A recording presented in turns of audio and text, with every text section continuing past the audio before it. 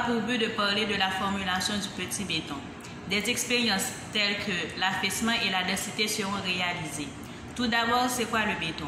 Le béton, c'est un mélange de plusieurs composants très différents, dont certains sont inertes et d'autres actifs. Parmi les composants inertes, nous pouvons citer les granulats. Et parmi les composants actifs, nous pouvons citer le ciment, l'eau et les adjuvants. Le béton est un mélange dont la composition a une profonde influence sur ses caractéristiques. C'est pour cela que nous devons prendre en compte les paramètres suivants.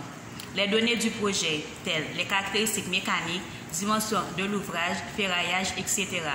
Il y a aussi les données du chantier, comme par exemple les matériels de mise en œuvre, conditions climatiques, etc. Et enfin, les données liées aux propriétés du béton, maniabilité, compacité, durabilité, etc. On mesure donc l'importance de l'étude de la formulation du béton. Pour l'approche de la formulation du béton, nous avons le dosage en ciment, le dosage en eau et le dosage en adjuvant. D'abord, pour le dosage en ciment. Pour bien comprendre le caractère primordial du dosage en ciment, il faut rappeler que celui-ci permet deux fonctions essentielles dans le béton. La fonction de liant et la fonction fileur. La fonction de liant est déterminante de la résistance du béton. La fonction fileur complète la courbe granulométrique du béton dans les éléments fins. Le dosage en eau, lui, est un facteur très important dans la composition du béton. Et pour finir, le dosage en adjuvant. Selon la propriété recherchée pour le béton, on aura recours à l'adjuvant approprié, soit l'accélérateur de brise, plastifiant, entraîneur d'air, etc. Pour la réalisation de notre essai, nous allons utiliser les instruments suivants. Le cône d'Abrams, qui est complet, puisqu'il est constitué de la base, de l'entonnoir, d'une règle graduée, de la tige métallique. Nous avons la batte métallique de laquelle nous allons réaliser le gâchage du béton, le moule, la trielle, le maillet en caoutchouc, la ménécope et enfin la guitare qui est une guitare en aluminium et notre balance électronique accompagnée du coton mécanique pour le nettoyage.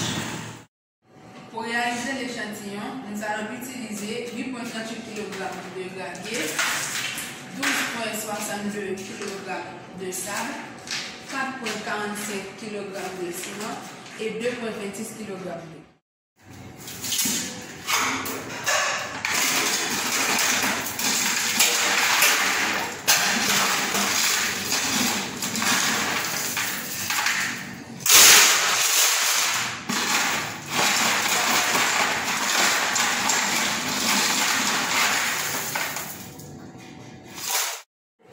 Nous allons prendre les 8,38 kg de gravier. Notons que la balance a été tarée au préalable. Maintenant, nous sommes à 8,29 kg. Nous allons ajouter du gravier afin de trouver les 8,38 kg qu'on a besoin.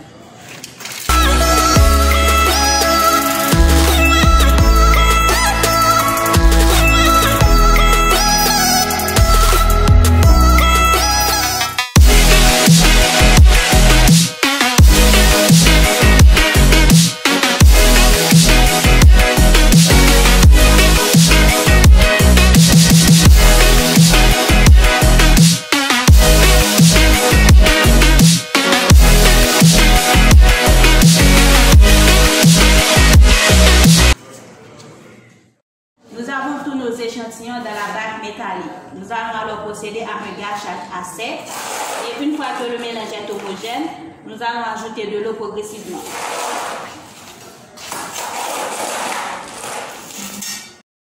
Maintenant que c'est homogène, nous allons ajouter l'eau progressivement.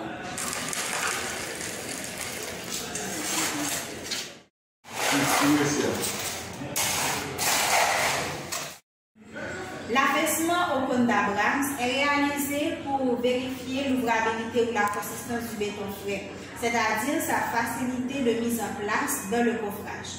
Tout d'abord, on remplit le cône, légèrement humidifié au préalable, de béton en 3 couches et chaque couche va être piquée par 25 coups avec la tige métallique de façon répartie.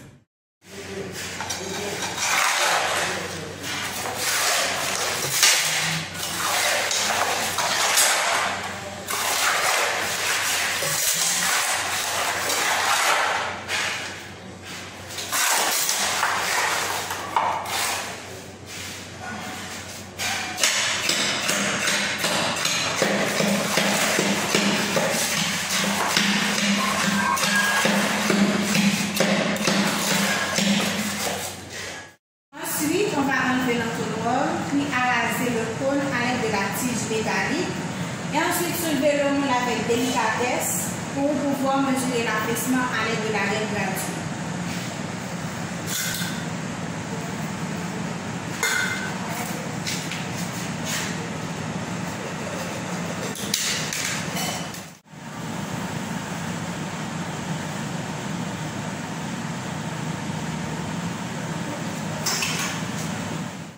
L'affaissement est par définition la hauteur entre le haut du cône et le point le plus haut du béton. À présent, nous allons procéder au calcul de la densité du béton fouet en remplissant le moule en 2 couches avec 25 couches chacune. Et ensuite, nous allons peser notre échantillon.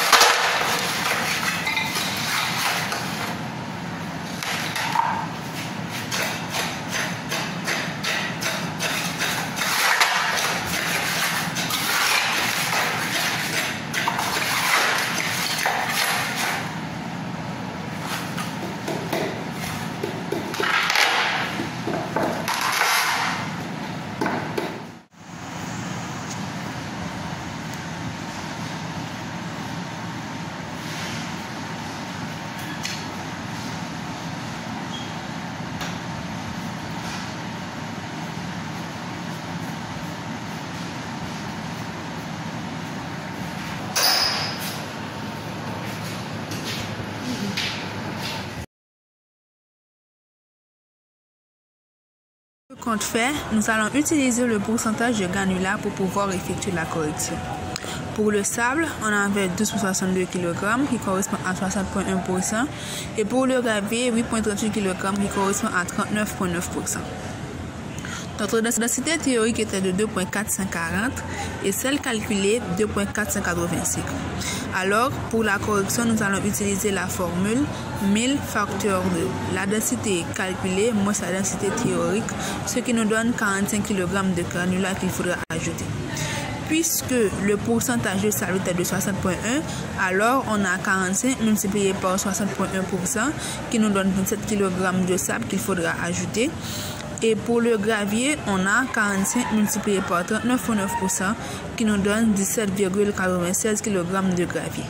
Alors, pour confectionner les éprouvettes, on aura donc 12,62 kg plus 27 kg qui vaut 39,62 kg de sable et 8,38 kg plus 17,96 ce qui nous donne 26,34 kg de gravier qu'il va falloir qu'on ajoute. Pour notre expérience, l'affaissement désiré est de 7, celui trouvé est de 6. Puisque l'affaissement permet de trouver l'ouvrabilité du béton, il a donc un rapport direct avec le dosage en eau, ce qui nous amène théoriquement à augmenter la quantité d'eau. Mais puisque nous ne connaissons pas la teneur en eau des granulats, cela risquerait de diminuer la résistance du béton. Dans le cas contraire, si par exemple l'affaissement désiré était de 9 et l'affaissement trouvé était de 5, il nous faudrait diminuer la quantité d'eau d'une valeur donnée dans la table. Toutefois, au laboratoire, on ne corrige pas l'affaissement car il n'est pas prépondérant. Seule la résistance du béton compte, mais c'est à l'ingénieur de par son expérience de savoir quoi faire.